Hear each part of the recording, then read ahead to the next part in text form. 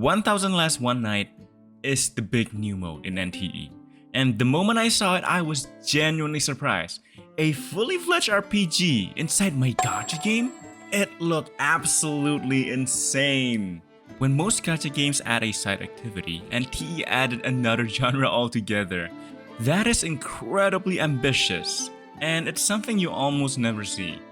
From the progression, the overworld, the JRPG inspirations, and all the little references and parodies, it genuinely feels like a small game living inside NTE. It is not perfect, but it's easily one of the strongest side modes we've gotten so far. But what if I told you this new mode is actually a much bigger addition than most people realize? I've seen a lot of people talk about how fun the mode is, but I haven't seen many people talk about what I think is even more important. 1000 Last One Nights isn't just another game mode. It's a framework that could keep evolving for years. Because the craziest part about 1000 Last One Nights isn't what is inside it, it is what comes next. And before I delve any further, if you're excited to see where NTE could go in the future, consider subscribing. I cover NTE, Enfield, and some other game pretty regularly, and we've got a lot more to talk about. Now, here is why I think 1000 Last One Night changes everything.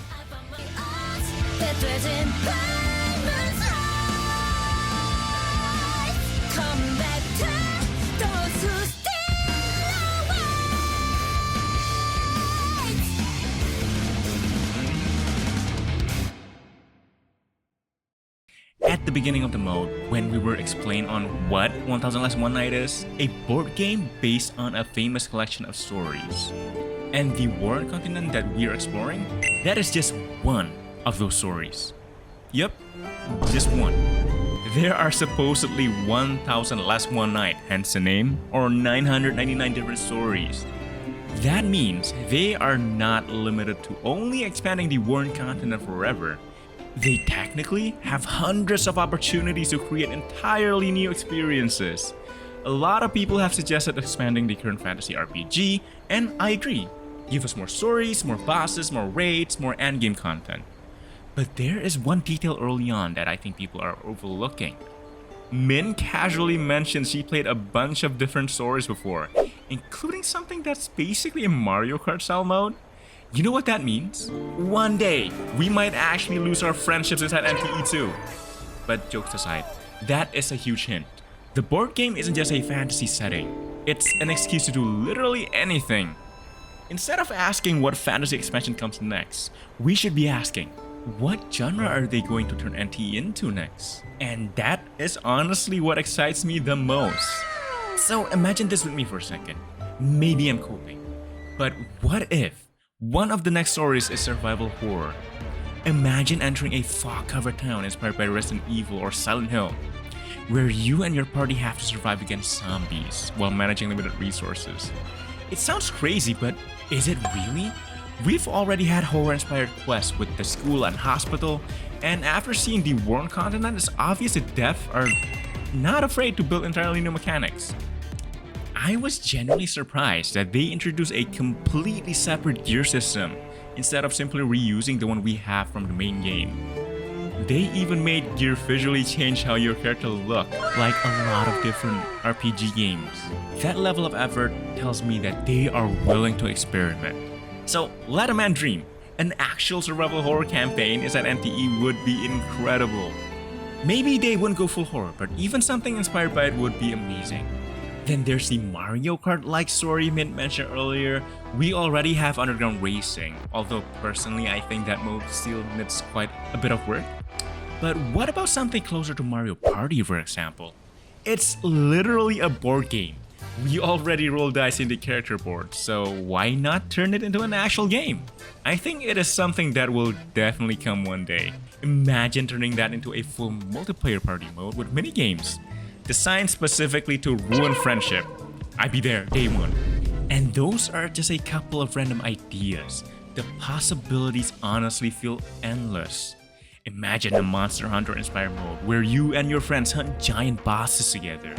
Would make for a perfect co-op mode that I think the game desperately needs. Or maybe a roguelike inspired by Hades with randomized upgrades every run.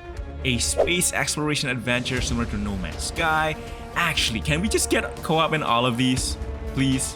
I really want more co-op in NTE, dude. It would be so fun. Of course, instead of just adding more modes and stories into the board game, you could also keep expanding the RPG mode alongside it. Like add co-op raids. Again, add co-op.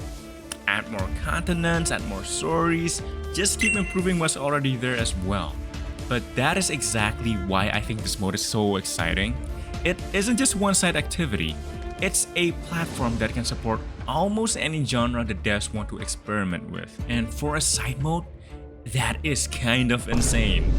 So, in conclusion, I am incredibly excited for the future of 1000 Last One Nights.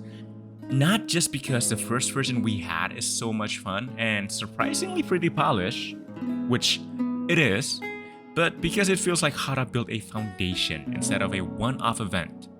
If they continue treating 1000 Nights like an ever-expanding tabletop campaign, instead of just another fantasy expansion, NTE could become one of the most creatively unpredictable gacha games on the market. I've been Azu. As always, thank you so much for watching. If you enjoyed the video, leave a like, let me know in the comments what kind of 1000 Nights story you want to see next, and subscribe if you haven't already. I make video on NTE, Anfield, and whatever other games I'm currently addicted to. I also stream regularly on both YouTube and Twitch, so come hang out sometimes. And if you want to chat with the community, don't forget to join the Discord as well. Thanks again for watching, and I'll see you guys in the next one.